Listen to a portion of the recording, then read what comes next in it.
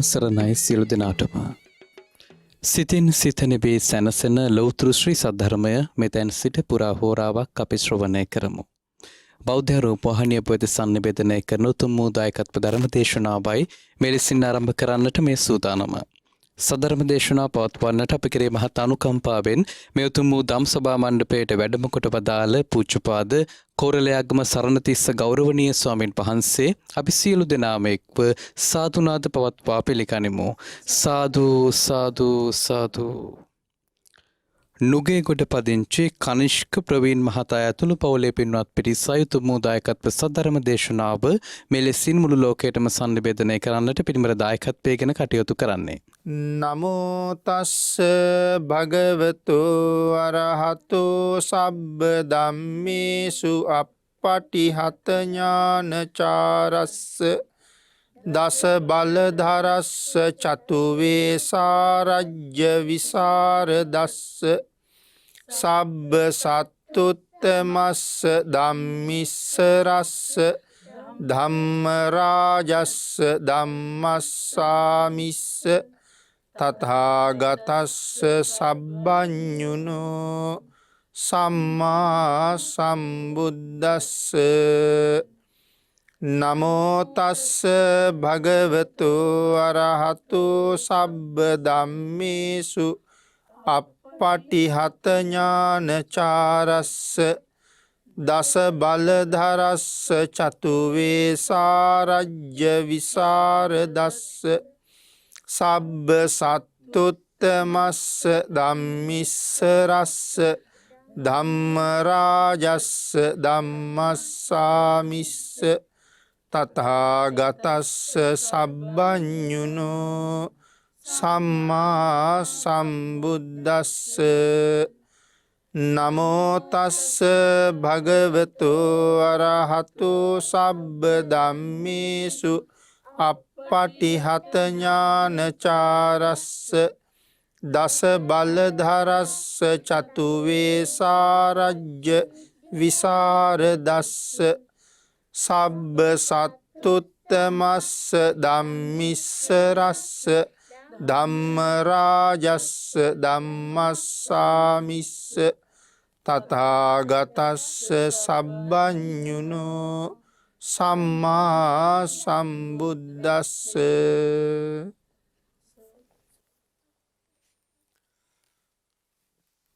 වැඩම කොට වදාළ ගෞරවනීය පොඩි හාමුදුරුවන් වහන්සේ, සද්ධර්ම ශ්‍රවණය කරන්න සූදානම් වෙන කාරුණික ගුණගරුක බෞද්ධ පින්නතුනි, බොහෝම ශ්‍රද්ධාවෙන් යුක්තව සියලු දෙනාම මේ සූදානම් වෙන්නේ ලෞතර බුදුරජාණන් වහන්සේ විසින් දේශනා කොට වදාළ පරම ගම්බීර වූ ශ්‍රී සද්ධර්ම රත්නයෙන් අබමල් රේණුවකටත් වඩා අඩු බොහෝම පුංචි කොටසක් දේශනා කරවගෙන ධර්ම ගෞරවය පෙරදරි කරගෙන ඒ ධර්මයේ ශ්‍රවණය කරලා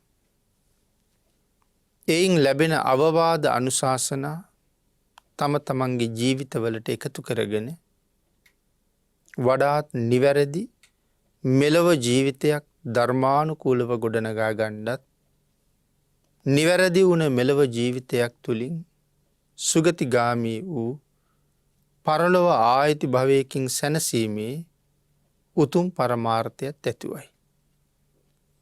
ඒ බලාපොරොත්තු මුදුන්පත් කර ගැනීම සඳහා අද ධර්ම දේශනාව සිදු කරනකොට දේශනාවේ මාතෘකාව බවට පත් කරගන්නේ ධම්ම දායාද කියන සූත්‍ර දේශනාව. ශාස්තෘන් වහන්සේගේ දායාදය. මේ දේශනාව මුල් කරගෙන මීට කලින් ධර්ම දේශනා දෙකක් සිද්ධ කරලා තියෙනවා. ධම්ම දායාද සූත්‍රයේ ඇසුරෙන් කෙරෙන තුන්වෙනි ධර්ම දේශනාවයි අද අපි මේ සිද්ධ කරන්න සූදානම් වෙන්නේ. මේ පින්නතුන් දායකත්වය දරන්නේ ඒ දේශනාවටයි. ශාස්තෘන් වහන්සේගේ දායාදය කියන කාරණාව සම්බන්ධයෙන් මුල් දේශනා දෙකේදී අපි කරුණු බොහොමයක් සාකච්ඡා කළා. බුදුරජාණන් වහන්සේගේ අවවාදය මහණෙනි මේ ධර්මය නිසා මේ ශාසනය නිසා ලැබෙන ආමිසයට දායාද වෙන්න එපා. ධර්මයට දායාද වෙන්න. ඒ කාරණාව පැහැදිලි කරනකොට දීඝනිකායේ සඳහන් කරපු කරුණු කීපයක් තමයි අපි දෙවැනි දේශනාවේ සාකච්ඡා කළේ. එතන සඳහන් කළා බුදුරජාණන් වහන්සේට සත්කාර කරන ලද්දී යමෙක් බුදුරජාණන් වහන්සේට සත්කාර කරනවා නම් ගරුකාර කරන ලද්දී ගරු කරනවා නම් මානිත කරන ලද්දී පූජා කරන ලද්දී ගරු කරනවා නම් පූජා පවත්වනවා නම් ඒ අයට බොහෝම ප්‍රත්‍ය ලැබෙනවා කියලා. ඒ කාරණා ටිකේ අද අපිට සාකච්ඡා කරන්න තියෙන අපචිත කරන ලද්දී. අපචිත කරන ලද්දී කියලා කියන්නේ වන්දනාමාන කරන ලද්දී. එතකොට බුදුරජාණන් වහන්සේට සත්කාර කරනවා නම් බුදුරජාණන් වහන්සේට ගරු කරනවා නම් බුදුරජාණන් වහන්සේ ළඟ පූජා පවත්වනවා නම් භාග්‍යතුන් වහන්සේ පුදනවා නම් බුදුරජාණන් වහන්සේට නොඑක් ආකාරයෙන් උපහාර දක්වනවා නම් ඒ වගේම බුදුරජාණන් වහන්සේට ශ්‍රද්ධාවෙන් වඳිනවා නම් ඒ අයටත් හරියට ආමිස ලැබෙනවා. ප්‍රත්‍යලාභ ලැබෙනවා. නමුත් දේශනා කළා මේ එක කාරණාවක්වත් ඒ ප්‍රත්‍ය බලාපොරොත්තුවෙන් කරන්න එපා. තමන්ගේ විමුක්තිය වෙනුවෙන්ම ඒ හැම කටයුත්තක්ම කරන්න කියලා. එමනම් පින්නතුනි මේ අපචිත කරන ලද්දී වන්දනාමාන කරන ලද්දී කියන කාරණාව අපි ටිකක් විස්තර කරගමු. මොකක්ද මේ වන්දනාමාන කරන ලද්දී කියලා කියන්නේ? පින්නතුනි වන්දනා කරන කියලා සඳහන් කළේ ඉන්න තැනින් නැගිටිනවා. ගරු කළ යුතු කෙනෙක් දැක්කහම ඉන්න තැනින් නැගිටිනවා. ආසනයෙන් නිමන්ත්‍රණය කරනවා. තමන්ට වඩා ගරු කෙනෙක්, තමන්ට වඩා උසස් කෙනෙක්, තමන්ට වඩා සීලයෙන් ගුණයෙන් වැඩිමහල් කෙනෙක් තමන් ළඟට ආවහම විශේෂයෙන් තමන් ඉන්න ආසනය තමන් ඒ ආසනයෙන් නැගිටලා ආසනය පිළිගන්නවා. එතන තමන් ඉන්න ආසනයට වඩා මහේශාක්‍ය ආසනයක් වෙන නැත්තං තමන්ගේ ආසනයෙන් නිමන්ත්‍රණය කරනවා කියලා සඳහන් කරනවා. ඊළඟට පින්නතුනි මේ වන්දනා කරනවා කියලා කියහම බුදුරජාණන් වහන්සේ දේශනා කරනවා පංචාංගයක් තමන් තුළ උපදවාගෙන වන්දනා කළ යුතුයි කියලා. පංචාංගයක් මත පිහිටලා වන්දනා කළ යුතුයි කියලා කියන්නේ. දැන් අපි සාමාන්‍යයෙන් දන්න විදිහට අපි කියනවා පසඟ පිහිටවල වඳිනවා කියලා. ඒකයි මේ පංචාංගයක් උපදවල වඳිනවා කියලා කියන්නේ. එතකොට ත්‍රිපිටකයේ සඳහන් විදිහට හරියටම පසඟ පිහිටවල වඳින්නේ කොහොමද කියන කාරණාව අපි විශේෂයෙන් දැනගන්න ඕනේ. එතන විශේෂයෙන් ධර්මයේ සඳහන් කරනවා මුලින්ම දන ගහගෙන අපේ දෝත එකතු කරන්න ඕනේ හරියට මල් පොහොට්ටුවක් වගේ. සමහරලාට අත්ලට අත්ල තද කරගන්නත් පුළුවන්. ඒ ක්‍රමය අනුමත කරන්නේ නැහැ. දෝත එකතු වුණාම මැද හිස් බවක් තියෙන්න ඕනේ. එතකොට තමයි මල් පොහොට්ටුවක් වගේ එකතු වෙන්නේ. එහෙම එකතු කරලා දෝත නලලි තියාගන්නවා. නලල මත තියාගෙන අපි සාමාන්‍ය වඳින ක්‍රමයට පාත් වෙනවා. ඒ පාත් වෙනකොටත් දෝත තියෙන්නේ නලල මතමයි.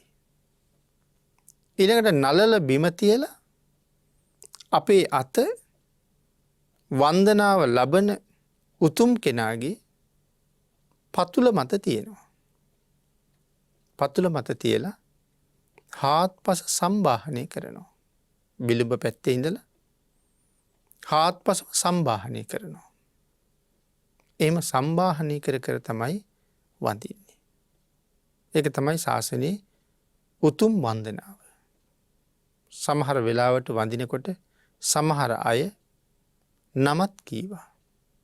කොසොල් රජ්ජුරුව බුදුරජාණන් වහන්සේ ළඟ දන ගහලා බුදුරජාණන් වහන්සේගේ සිරිපතුල දෝතින් අරගෙන හාත්පස සම්බාහනය කර කර වඳිනකොට ස්වාමීනි මම කොසොල් රජු වෙමි.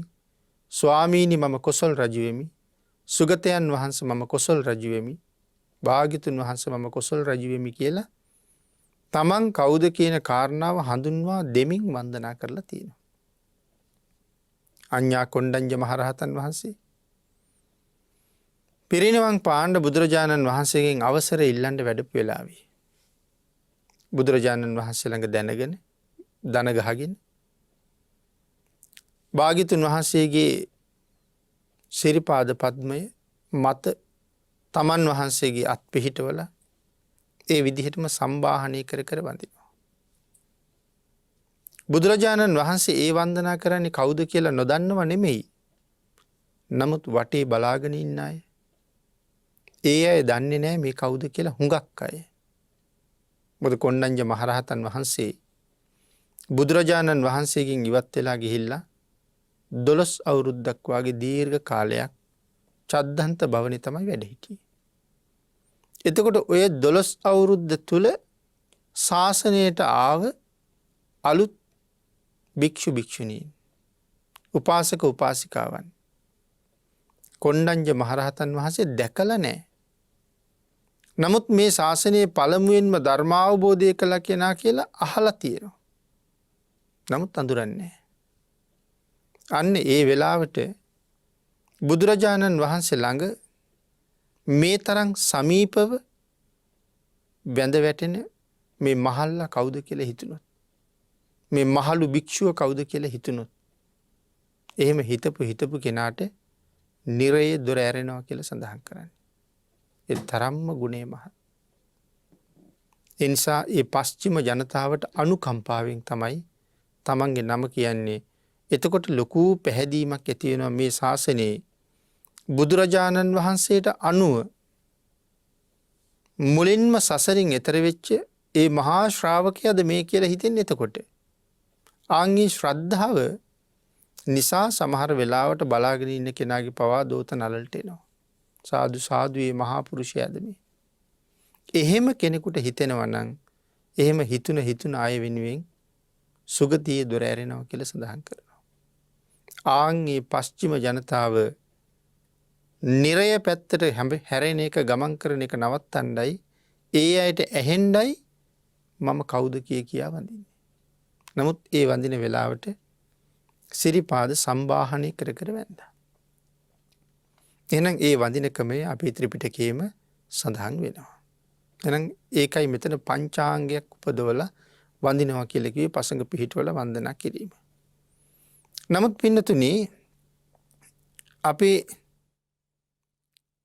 වන්දනා කරනකොට බුදුරජාණන් වහන්සේට වඳිනවන භාග්‍යතුන් වහන්සේ මොනතරම් පිරිසිදුද කියන කාරණාවට අපි විශේෂයෙන් යා යුතුමයි. අපි හැම පැත්තෙම අපිරිසිදුමයි.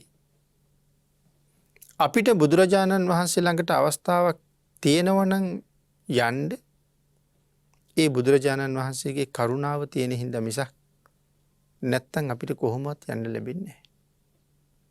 අපි සාමාන්‍ය කල්පනා කෙරුවොත් කුණු සහිතව කබ හොටු කඳුළු පෙරාගෙන ඊ타ත්ම අපිරිසිදු වස්ත්‍ර ඇඳගෙන දුර්ගන්ධය හැමමින් අපි ප්‍රභූවරයෙක් ගාවට යන්න આવොත් ඒ ප්‍රභූවරයාගේ ආරක්ෂක නිලධාරීන් ඒ විදිහට අපිට ඒ ප්‍රභූවරයා ගාවට යන්න දෙයිද කියන කාරණාව අපි හිතන්න ඕනේ.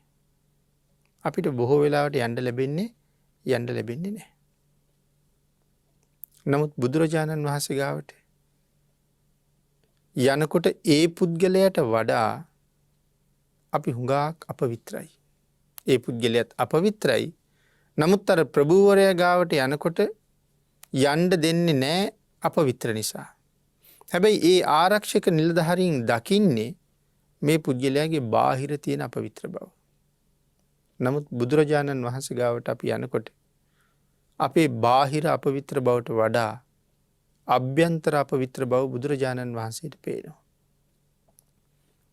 රාගයෙන් කිලුටු වෙලා, ද්වේෂයෙන් කිලුටු වෙලා, මෝහයෙන් කිලුටු වෙලා, මානයෙන් කිලුටු වෙලා, කෙටියෙන් සඳහන් කළොත් පිට පැත්තෙන් අපි හොඳට ඇඳලා පැළඳලා බොහෝම පිරිසිදුවට ආභරණ පැළඳලා සුවඳ ගල්වලා හිටියට අභ්‍යන්තරයෙන් කෙලෙස් කුණු වලින් කුණු වෙලා තමයි අපි ඉන්නේ.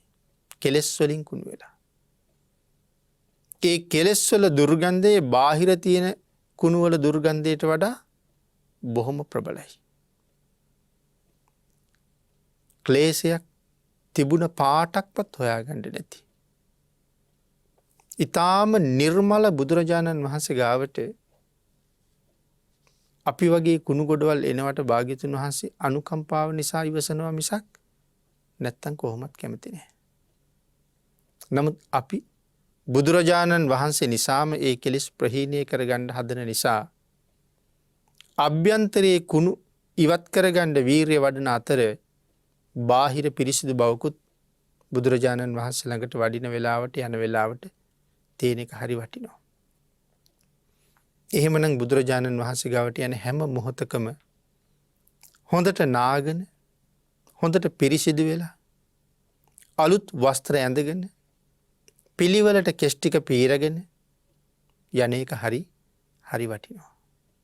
සවැත් නුවර ජේතවනාරාමේ සුගන්ධ කුටිය ඇතුළට ගිහිල්ලා වන්දනා කරන්න අවස්ථාවක් ලැබුණා නම් ඒ සුගන්ධ කුටිය ඇතුළට මම යන්නේ කොහොමද කියන කල්පනාව තමන්ගේ හිතින් ඇති කරගන්න ඕනේ. ඒ සුගන්ධ කුටියට ගිහිල්ලා වන්දනා කරන්න ලැබුණා නම් මම යන විදිහටම විහාර මන්දිරය ඇතුළට,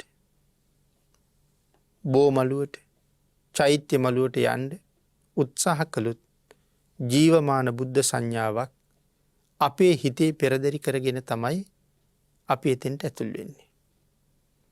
එතෙන්ට ඇතුල් වෙන්න ඇතිවෙන සිතුවිල්ලම එතෙන්ට යාම සඳහාම ශරීරයේ ගත පිරිසිදු කර ගැනීම මහත් වූ ආනිසංසදායකයි. එහෙමනම් අපිත් ගිහිල්ලා බුදුරජාණන් වහන්සේගේ සිරිපතුල සම්බාහනය කරලා වඳින්න ලැබුණොත් අපි හිතන්න ඕනේ පින්නතුනි, මගේ අතේ මේ තරම් කුණු තියෙනවා. අත්ලට දාඩිය දාලා තියෙනවා. නොයෙක් දේවල් අතින් අල්ලා ඉඳලා තියෙනවා. ඒ වගේ කුණු දූවිලි බොහෝසේ අතේ තැවරිලා තියෙනවා. මේ කුණු පිරිච්ච අතින් මේ තරම් පිරිසිදු බුදුරජාණන් වහන්සේගේ සිරිපතුල මට ස්පර්ශ කරන්න පුළුවන්ද කියන සංකල්පයට යන්නම වෙනවා. මේ හැමතැනම මේ තියෙන්නේ ශ්‍රද්ධාව. ඒ සංකල්පයට යම් කෙනෙක් එනවා නම් කවදාවත් බුද්ධ වන්දනාවට යන්න හිතෙන්නේ නැහැ. දෑත පිරිසිදු කරන්නේ නැතුව. අත පිරිසිදු කරගෙනම තමයි බුදුරජාණන් වහන්සේ ගාවට යන්න හිතෙන්නේ. මේ කරුණුත් ශ්‍රද්ධාවෙන් හිතනවා නම් ගරු කටයුතු කෙනෙකුට වන්දනාමාන කරන හැම වෙලාවකම අපි අතපය පිරිසිදු කරගෙනම යනවා. ඊළඟට පින්නතුනි, බුදුරජාණන් වහන්සේටත් භික්ෂූන් වහන්සේලාටත් උපන් ලාභ සත්කාර මහා ගංගා දෙකක් ගලනවා වගේ සඳහන් කළා. ඇයි එහෙම වෙන්නේ? බුදුරජාණන් වහන්සේ නම් සංසාරේ බුද්ධත්වයේ වෙනුවෙන් පාරමිතා පුරනකොට දාන පාරමිතාව විශේෂ පාරමිතාවක්. අපේ බුදුරජාණන් වහන්සේගේ ආයුෂ කෙටි බවත් සසර පිරූ පාරමිතා සියල්ලෙගෙම ආමිෂ ලාභය මේ කෙටි කාලයක් තුළ ලැබෙන්න කාල සීමාවක් නැති නිසා මේ විදිහට ලැබුණ කියලා සඳහන් කරනවා. එහෙනම් ගංගාවල් දෙකක් ගලනවා වගේ භික්ෂු මහ සංඝයාටත් භාග්‍යතුන් වහන්සේටත් ලැබෙන ආමිෂය. එතකොට ඇයි භික්ෂු සංඝයාට ලැබෙන්නේ? අපි මුලින් සඳහන් කළා. බුදුරජාණන් වහන්සේ දේශනා කළ මගට අවතීර්ණ වෙච්ච නිසා. එහෙම නැත්නම් කාටද භික්ෂු කියලා කියන්නේ? දිවි හිමියෙන් බුද්ධ රතනයටත් ධර්ම රතනයටත් අනුව කටයුතු කරනවා කියලා පොරොන්දු වෙච්ච පිරිසක්. බුද්ධ රතනයට ධර්ම රතනයට අනුව තමන්ගේ මුළු ජීවිතේම පරිත්‍යාග කරපු පිරිසකට තමයි භික්ෂු කියලා කියන්නේ. එහෙනම් මුලින් කතා කරපු සත්කාර, ගරුකාර, මානිත, පූජිත ඒ සියලුම දේවල් ඒ භික්ෂු සංඝයා ළඟ තියෙනවා. කවුරු වෙනුවෙන්ද? බුදුරජාණන් වහන්සේ වෙනුවෙන්. ආන් මේ ශාසනයට ගරු කරමින් ප්‍රතිපදාවට ගරු කරමින් හැසිරෙන නිසා ඒ සංඝයාටත් ලැබෙන ලාභ සත්කාරවල කිසි අඩුවක් නැහැ. අපි වුණත් වන්දනාමාන කරන්න දානයක් දෙන්න යනකොට අහවල් තැන මනාව බුදුරජාණන් වහන්සේට ගරු කරනවා. අහවල් තැන මනාව ධර්ම රතනයට අනුව ජීවිත ගත කරනවා.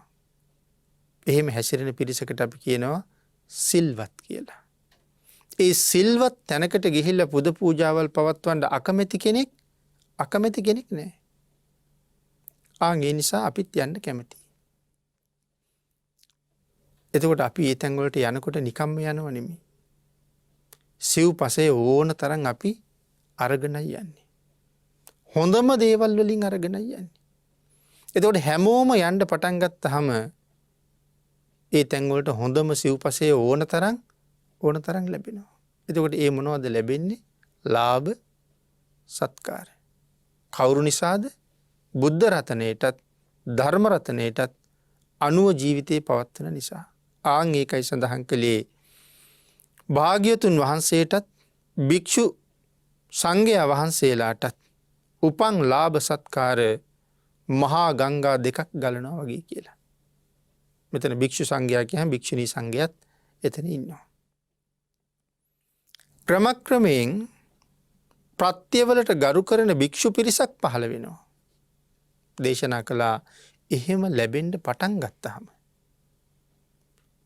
අර මනාව සිල්වත්ව සියල්ල අත්හැරලා හිටපු භික්ෂු සංඝයා අතර ටික ටික ඒ ගුණධර්ම වලට වඩා මේ ප්‍රත්‍යවලට ගරු කරන පිරිසක් හැදෙන්න පටන් ගන්නවා කියලා. සිව් පසේට ගිජු වෙච්ච පිරිසක් හැදෙන්න පටන් ගන්නවා කියලා දේශනා කළා. පෘථග්ජන හිත එහෙම වෙනස් වෙනවා කියන එක පුදුමයට කාරණාවක් නෙමෙයි. ඒක එහෙමමයි. එතකොට Tamanට හොඳට උපකාර කරන, හොඳට සත්කාර කරන දායකයෝ කෙරෙහි විශේෂයෙන් සැලකිලි සත්කාර දක්වන්න ඉදිරිපත් වෙනවා. හැබැයි ඒ සත්කාර තුල වංචනික ධර්ම ක්‍රියාත්මක වෙන්න පුළුවන්.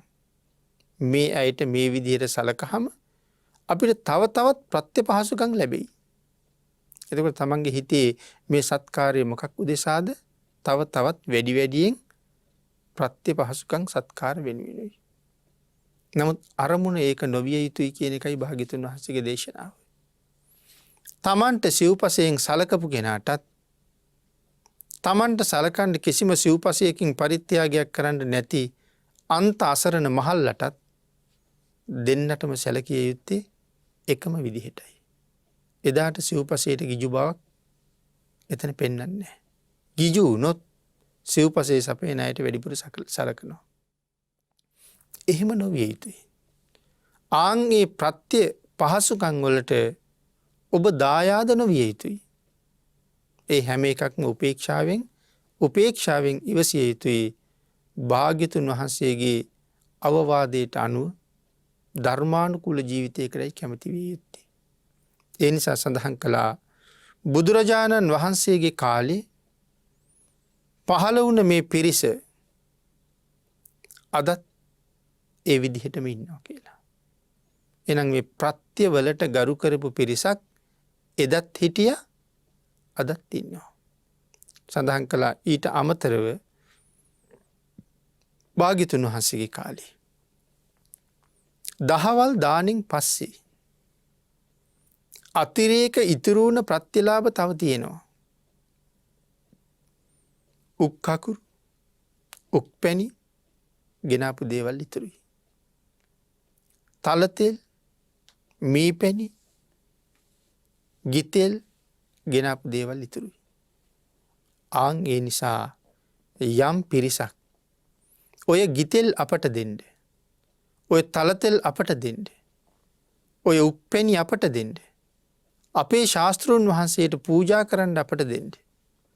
ආන් එහෙම කියා ඉල්ලන්න පටන් ගත්තා කියලා. එහෙනම් එහෙම පිරිසක් බුද්ධ කාලෙත් හිටිය කියලයි සඳහන් කරන්නේ. මේ දේවල් විශේෂයෙන් කතා කර කර ඉල්ලනවා කියලම කියනවා. දායක මහත්තයා ඕක මෙහාට ගේන්න. උපාසක මහත්තයා ඕක මෙහාට ගේන්න.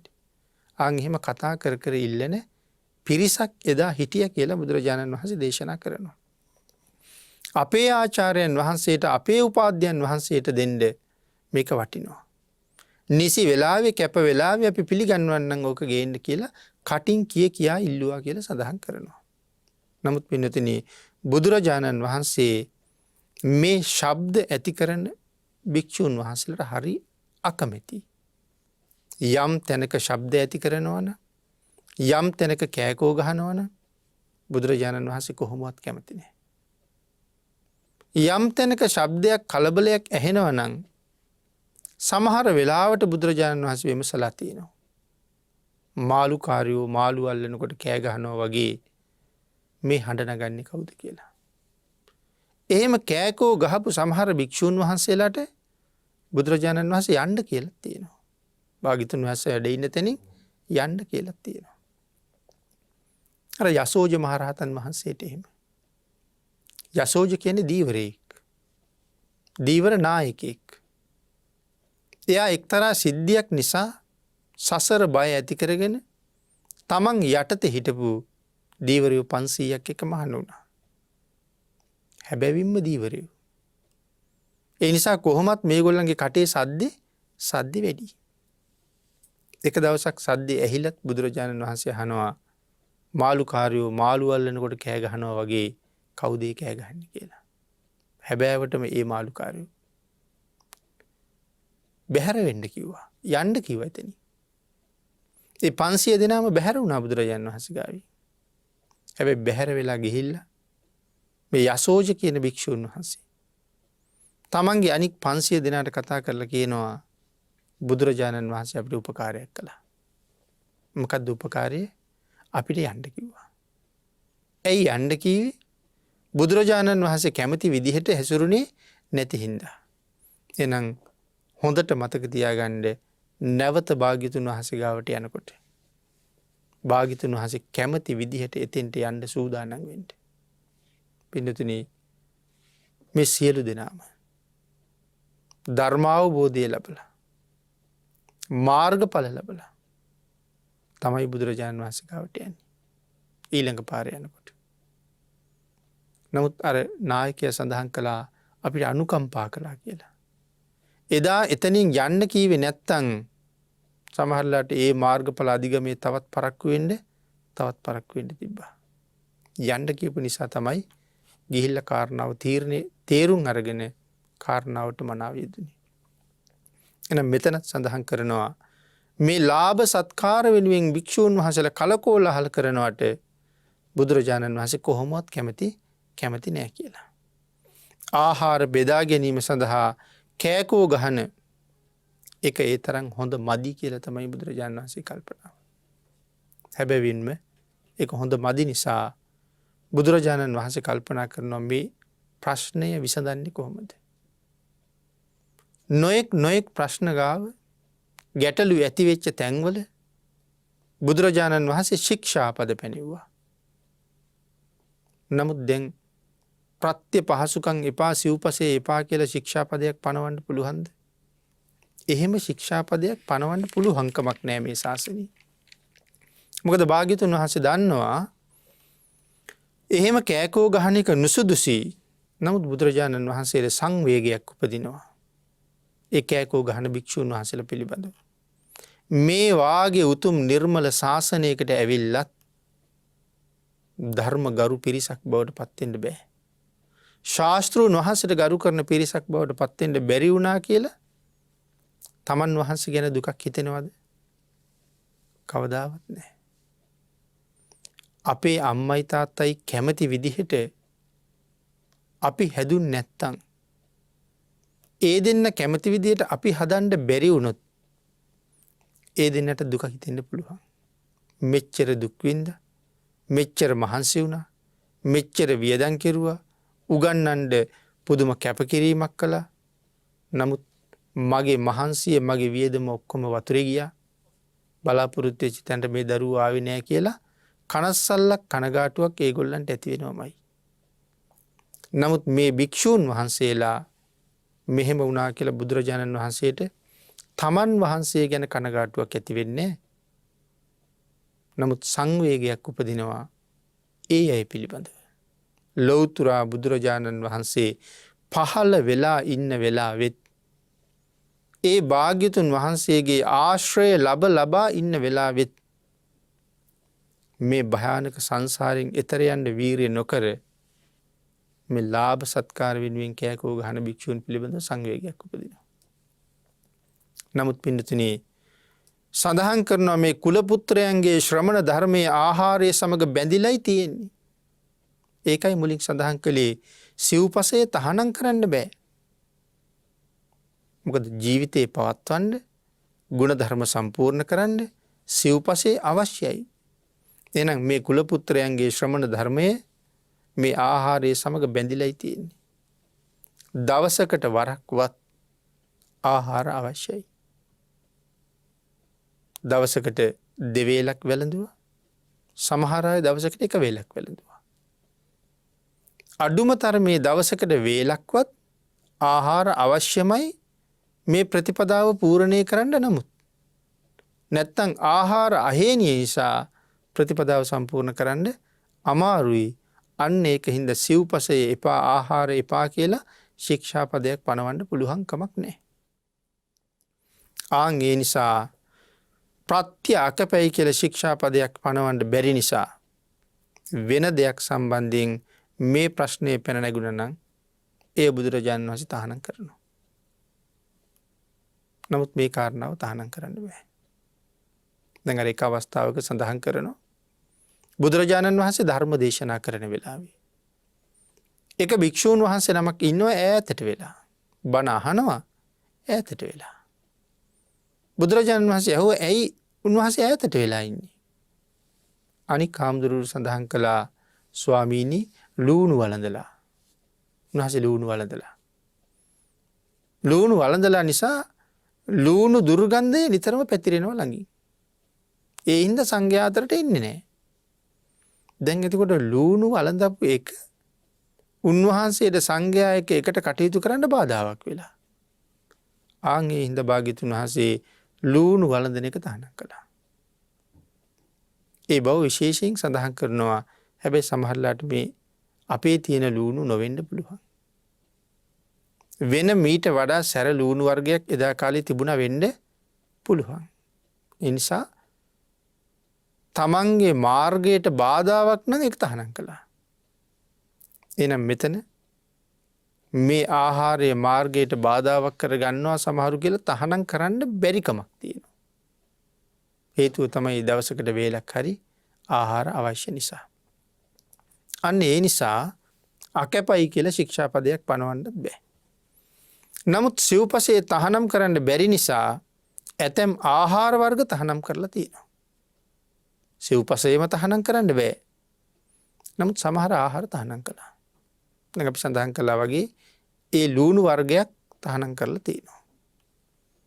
එතකොට භාග්‍යතුන් වහන්සේ තහනම් කරපු ඇතැම් මස් වර්ග තියෙනවා. මස් වර්ග 10ක් විතර බුදුරජාණන් වහන්සේ තහනම් කරලා තියෙනවා. මේ වාගේ සංඝයාට තහනම් කරපු ආහාර වර්ග තියෙනවා. මේ ආහාරය කය පවත්වන්න මිසක් අනෙක් කටයුතු වලට බාධා කරන්න හේතුවක් නොවෙන්න ඕනේ. අන්න ඒ නිසා සඳහන් කළා ආහාරයේ නමුත් පමණ දැනගෙන වළඳන්න කියලා. කය පවත්ව ගන්නයි වළඳන්නේ. පමණ ඉක්මෝල වැළඳෙව්වොත් මොකක් වෙයිද? පමණ ඉක්මෝල වැළඳුවොත් දහවලේ ධර්ම ශ්‍රවණය කරන්න බැරුව යනවා. ඒ වාඩි වෙලා ඉන්න බෑ. කුස පිරෙල වැඩි. නිදි කිරා වැටෙනවා. භාවනාවට හිත එකඟ කරන්න බැරුව යනවා. ආසනයේ වාඩි වුණාට නිදි කිරා වැටෙනවා. අන් ඒ නිසා මේ ගන්න ආහාරය මේ කය පවත්වා ගන්නයි. එහෙම නැතුව ලෝකෝත්තර ගමනට බාධාවක් කරගන්න නෙමෙයි. ජීවත් වෙන්නේ ආහාරය පිණිස නෙමෙයි. නමුත් ආහාරය ජීවත් වීම සඳහායි. ඔය කාරණාව මනාව මතක තියෙන්න ඕනේ. ජීවත් වෙන්නේ ආහාර සඳහා නෙමෙයි. නමුත් ආහාරය ජීවත් වීම සඳහායි. මම ජීවත් වෙන්නේ මේ සංසාරයෙන් එතර යන්න මඟ පාදා ගැනීම සඳහායි. ඒකටයි ජීවිතය රැක ගන්න අවශ්‍යයි. ඒකටයි මේ ජීවිතේ වටින්නේ. ඕක තේරුම් නොගත් අය ආත්ම කෝටි ප්‍රකෝටි ගණනකින් යලි ලැබෙන්නේ නැති ශ්‍රේෂ්ඨ මනුෂ්‍ය ජීවිතයක් බොහොම හොඳට ෂණ සම්පත් සහිතවම අරගෙන ඒක දන්නේ නැති හින්දා අකාලේ මැරිලා යනවා. නොයෙක් හේතු නිසා මැරෙනවා. සිතූ පැතූ දේවල් නොලැබුණ නිසාත් මැරෙනවා. අම්මා තාත්තා දොස්බස් කියපු නිසා සියදිවි හානි කරගන්නවා. තමන් කල්පනා කරපු කාමවස්තු නොලැබෙන නිසාත් ජීවිතේ නැති කරගන්නවා. වෙන තැනක හම්බ වෙමු කියලා හිතලා සමහරලාට දෙන්නෙක් එකට ජීවිතේ නැති කරගන්නවා. නමුත් කවදාවත් ඒගොල්ලන්ට ආයේ හම්බ වෙන්න වෙන්නේ සංසාරේ කවදා හරි හම්බ වෙයි. එයාලා බලාපොරොත්තු වෙන විදිහට හම්බෙන්න වෙන්නේ නැහැ. රාගයයි, ද්වේෂයයි, මෝහයයි පදනම් කරගෙන ජීවිතේ නැති කරගෙන සතර අපාය තමයි බොහෝ වෙලාවට නතර වෙන්න වෙන්නේ. අන්න ඒ නිසා මේ ආහාරය මොකක් සඳහාද? ගුණ පුරන්න, කය පවත්වා ගැනීම සඳහායි. භාග්‍යතුන් වහන්සේගේ අනුශාසනාව තමන්ගේ උදරයට තව බත් කටවල් 2ක් 3ක් දාන්න පුළුවන් තරම් ඉඩ තියෙන වෙලාවේ ආහාරන් බහු කරන එක නවත්තන්න කියලා. ඉතුරු ටික සම්පූර්ණ කරන්න පැම් පානය කරාම මනාව සමතුලිත වෙනවා. එතකොට අපහසු නෑ. බොහොම සැහැල්ලුයි, බොහොම පහසුයි. ඒක මාර්ගයට බාධාවක් නෑ. පින්නතුනි, අන්න ඒ නිසා මම ධම්ම දායාද ප්‍රතිපදාව දේශනා කරන්නෙමි කියලා සඳහන් කළා. මහණෙනි, අන්න ඒ නිසා මේ ආමිෂ දායාද ප්‍රතිපදාව නෙමෙයි ධම්ම දායාද ප්‍රතිපදාව මම උඹලාට දේශනා කරනවා කියලා සඳහන් කළා. මේ ප්‍රතිපදාව ශික්ෂාකාමී කුල පුත්‍රයන්ටයි ශාසනය තුල හික්මෙන්න කැමති, මේ ශාසනයෙන් ප්‍රයෝජනයක් අරගෙන ලැබුණ අවස්ථාවෙන් උපරිම ප්‍රයෝජනය අරගෙන සසරින් මිදෙන්න උත්සාහ කරන කුල පුත්‍රයන් සඳහායි මේ ප්‍රතිපදාව කියලා දේශනා කළා. පින්නතුනි, සඳහන් කළා මෙතන කුල පුත්‍ර කියලා කියන්නේ කාටද? උසස් වූ කුලයක උපන් ජාති කුල පුත්‍රයන් ගැනයි මෙතන සඳහන් කරන්නේ. කුල පුත්‍රයා විශේෂයෙන් අපි බණ දහම් අහනකොට, දහම් පොතපත කියවනකොට මේ කුල පුත්‍ර කියන වචනේ අපිට අහන්න ලැබෙනවා. එතකොට කවුද කුල පුත්‍රයෝ කියලා සඳහන් කළේ? මෙතන සඳහන් කරන්නේ උසස් වූ කුලයක උපන් ජාති කුල පුත්‍රයන්ටයි. ශාසනයේ එහෙම අයට හරි වටිනවා. එතකොට උසස් කුලයක ඉපදුනහම කියලා කියන්නේ බ්‍රාහ්මණ, ශාස්ත්‍රීය, වෛශ්‍ය, බ්‍රාහ්මණය, රජවරු, සිටුවරු මේ අයට නෙමෙයි කියන කාරණාව හොඳටම මතක තියාගන්න ඕනේ. එහෙම නැත්නම් උසස් කුල පුත්‍රයන්ටයි කියලා කියහම කෙනෙක් මිත්‍යා දෘෂ්ටියකට යන්න පුළුවන්. තැනක බුදුරජාණන් වහන්සේ කුලය ගරු කරන්නේ නැහැ කියලා සඳහන් කළත් ඇතැම් තැන්වල උසස් කුල ගැන කතා කරලා තියෙනවා කියලා. මේ උසස් කුල කියලා කිව්වේ බ්‍රාහ්මණ කුලයටවත්, ශාස්ත්‍රීය කුලයටවත්, වෛශ්‍ය කුලයටවත් නෙවෙයි. එහෙනම් කාටද උසස් කුල කියලා මෙතන සඳහන් කළේ? මෙතන විශේෂයෙන් සඳහන් කරනවා උසස් වූ කුලයක උපන් ජාති කුල පුත්‍රයන්ටයි කියලා. උසස් කුල කිව්වේ ධර්මානුකූලව හික්මුණ පවුල් වල අය. මව්පියොත් හික්මිලා, දරුවොත් හික්මිලා, මව්පියොත් අකුසලයෙන් ඈත් වෙලා, දරුවොත් අකුසලයෙන් ඈත් වෙලා ආන් එහෙම අකුසලයට පිටුපාලා කුසලයට ගරු කරන අයට තමයි මෙතන උසස් කුලපුත්‍ර කියන නම හම්බ වෙලා තියෙන්නේ. සාමාන්‍ය ජනතාවට වඩා උසස් පැවතුම් ඇති අය සාමාන්‍ය ජනතාවට වඩා උසස් පැවතුම් ඇති අයටයි කුලපුත්‍ර කියලා සඳහන් කළේ.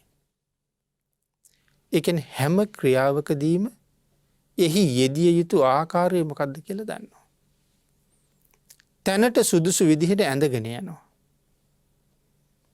කතා කරන්න සුදුසු විදිහට කතා කරනවා. වැඩිහිටියෝ කතා කරනට මගින් පයින්නේ. අනුන්ගේ කතාවකට හොරෙන් කන්දීගෙන ඉන්නේ නෑ. ඉඳගන්නකොට ඉඳගණ්ඩ සුදුසුම ක්‍රමය මොකක්ද කියලා දැනගෙන ඉඳගන්නවා. ඕනම තැනක ඉඳගණ්ඩ පහසු වෙන විදිහේ ඇඳුමක් ඇඳගෙන ඉන්නවා. සිට ගත යුතු තැන නොසැකව නොසිස්ව සිට ගන්නවා. ගරු කළ යුතු කෙනාට මානයක් නැතුවම ගරු කරනවා. ආං එහෙම ප්‍රතිපදාවක පුරුදු වෙච්ච අයටයි මෙතන උසස් කුලයක් කියලා සඳහන් කරන්නට යෙදුනේ.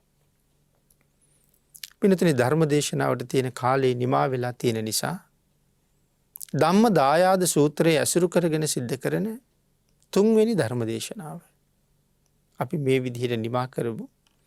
මේ උසස් දේශනාව ඇසුරු කරගෙන තව දේශනා ගණනාවක් ඉදිරියට සාකච්ඡා කරන්න අවස්ථාව යොදා ගන්න වෙයි කියලා කල්පනා කරනවා. ඒ නිසා ඊළඟ කරුණු ටික ඊළඟ දේශනාවෙන් අපි සාකච්ඡා කරමු. දැනට අපේ කාලේ නිමා වෙලා නිසා මේ උතුම් සූත්‍ර දේශනාව හැබෑම නිවන් මඟ පසක් කරන ශාසන ප්‍රතිපදාව මොකක්ද කියලා ලෝකෙට කියලා දෙන අපූර්ව සූත්‍ර දේශනාව. ඒ දේශනාවේ 3 වෙනි දේශනාවට දායකත්වයේ දරන නුගේගොඩ පදිංචි කනිෂ්ක ප්‍රවීන් මහත්මයා ඇතුළු පවුලේ අය විශේෂයෙන් පින් අනුමෝදන් කරන්න බලාපොරොත්තු වෙනවා මිය පරලෝ ගියපු පවුල් පරම්පරාගත සියලුම ඥාති මිත්‍රාදීන්ට. ඒ සියලුම ඥාතීන්ට මේ පුණ්‍ය ධර්මයන් ධර්ම දානමය කුසලයේ වගේම ධර්ම ශ්‍රවණානිසංසය අඩු නැතුව අනුමෝදන් වේවා කියලා ප්‍රාර්ථනා කරමු. විශේෂයෙන් සෙත් ප්‍රාර්ථනා කරනවා බොහෝම කල්යාණ මිත්‍රත්වයෙන් අපටත් ආශිර්වාද කරලා තියෙනවා. චිරාත් කාලයක් ලෝවැසියන්ට සුගතිය කරා ගමන් කරන්න කෙටිම කාලයකින් සැප සහගත ප්‍රතිපදාවෙන් නිවන පසක් කරගන්න මේ කුසල ධර්මයන් හේතු වේවා කියලා ආශිර්වාද කරලා තියෙනවා. තිෂුනෙත් වරද දියණියගේ අධ්‍යාපන කටයුතු සාර්ථක වීමට එවැගේම තමන්ගේ දෙමව්පියන්ට රත්නත්‍රී ආශිර්වාදයේ ප්‍රාර්ථනා කිරීමත් කනිෂ්ක ප්‍රවීන් මහත්මයා ඇතුළු පවුලේ අයගේ උතුම් බලාපොරොත්තු හැටියට සිහිපත් කරනවා. මේ සත්පුරුෂ දායක පිරිස පින් අනුමෝදන් කළ සියලු දෙනාටම පින් අනුමෝදන් වේවා. ආශිර්වාද කළ දියණියටත් පින්කම සිදු කළ කනිෂ්ක මහත්මයා ඇතුළු සියලු දෙනාටමත් මේ අවස්ථාවේ පින්කමට සහභාගී වෙන සියලුම දෙනාටමත් සද්ධර්ම ශ්‍රවණය කරන ලංකාවාසී ලෝකවාසී සියලුම දෙනාටමත් අපි රැස් කරගත්ත මේ පින් අනුමෝදන් වේවා. රත්නත්‍රී ආශිර්වාදය ලැබේවා. බෞද්ධ මාධ්‍ය ජාලී මුලින්ම ඇති කරන්නට යෙදුන අපවත් වී වදාළ දරණාගම කුසල ධම්ම නායක මාහිමිපාණන් වහන්සේටත් මේ පුණ්‍ය ධර්මයන් අඩු නැතුව අනුමෝදන් වේවා.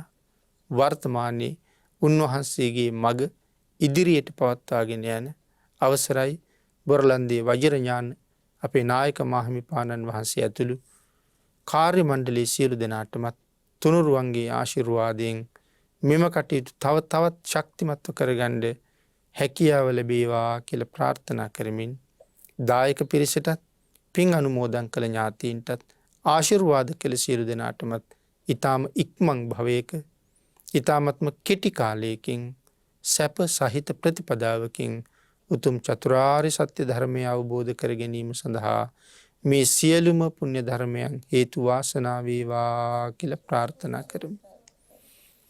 ආකාශට්ඨා ච බුම්මට්ඨා දේවා නාග මහිද්దికා පුඤ්ඤන්තං අනුමෝදිත්වා චිරං රක්ඛන්තු ලෝක ශාසනං දේවෝ වස්සතු කාලේන සස්ය සම්පත්ති හෝතු ච පීතෝ භවතු ලෝකෝ ච රාජා භවතු ධම්මිකෝ